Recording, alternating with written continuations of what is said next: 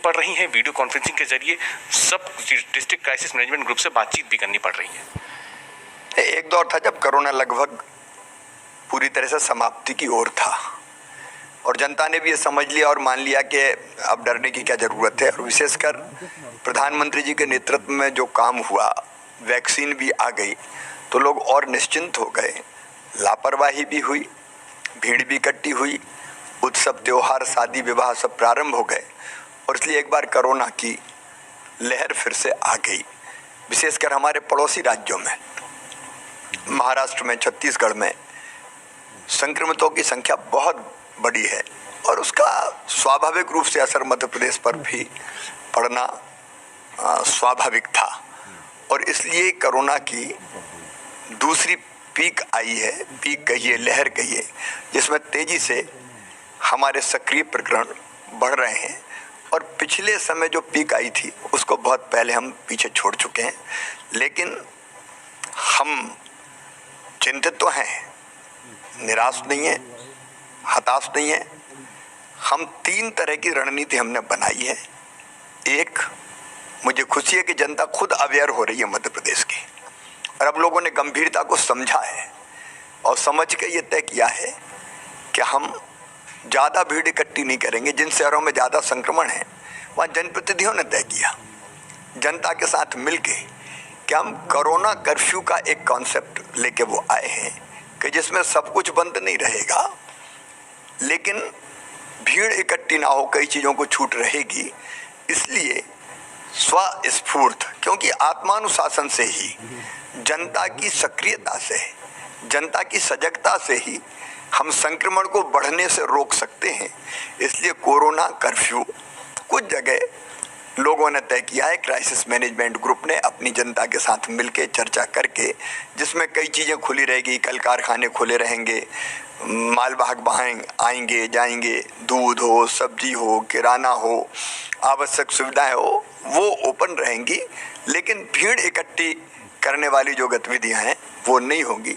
मैं मानता हूं कि मध्य प्रदेश में अगर कुछ शहर अपने जनप्रतिनिधियों के साथ मिलकर इस तरह की चीज़ तय कर रहे हैं तो कोरोना संक्रमण की चेन रोकने में इसका बहुत बेहतर उपयोग होगा।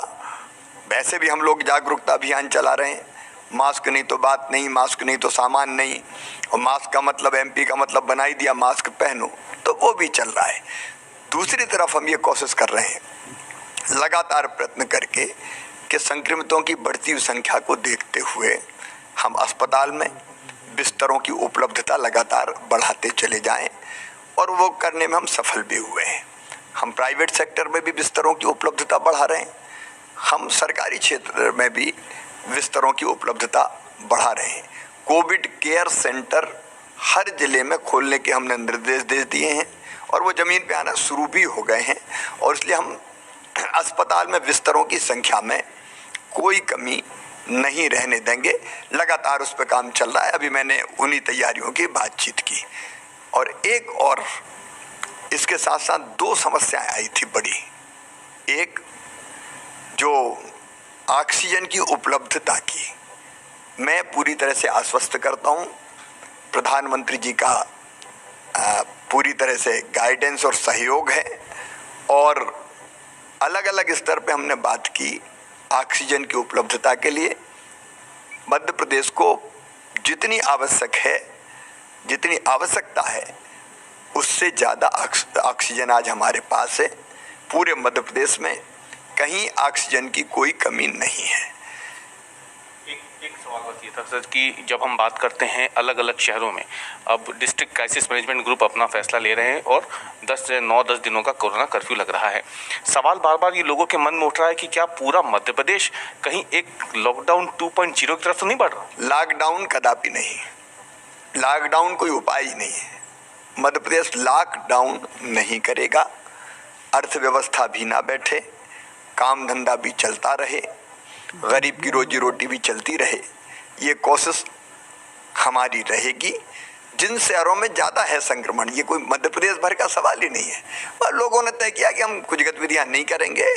स्थानीय प्रशासन के साथ मिलके कई प्रतिबंध उनने खुद तय किए हैं क्राइसिस मैनेजमेंट ग्रुप ने, और वो अपना काम कर रहे हैं। तो मुझे तो इस बात की खुशी है कि स्वतः अगर कोई कोरोना कर्फ्यू की बात करते हैं और निकलने से इनकार करते हैं या ये तय करते हैं कि हम ये गतिविधि नहीं करेंगे प्रशासन के साथ मिलकर, तो ये अच्छी बात है। यहाँ पे जब हम बात करते हैं सर, रेमडेसिविर इंजेक्शन जो इस वक्त बेहद सुर्खियों में है, दुकानों पे भीड़ लग रही है। इंदौर की तस्वीरें हमने देखी थी कि वहाँ पे लोग हजारों की संख्या में दवा बाजार पहुँच गए।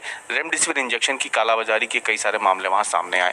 सरकार की क्या कोशिशें हैं कि इस जो फेफड़ों में इन्फेक्शन के लिए इस्तेमाल होने वाले इस इंजेक्शन को समुचित मात्रा में उपलब्ध कराया जा सके?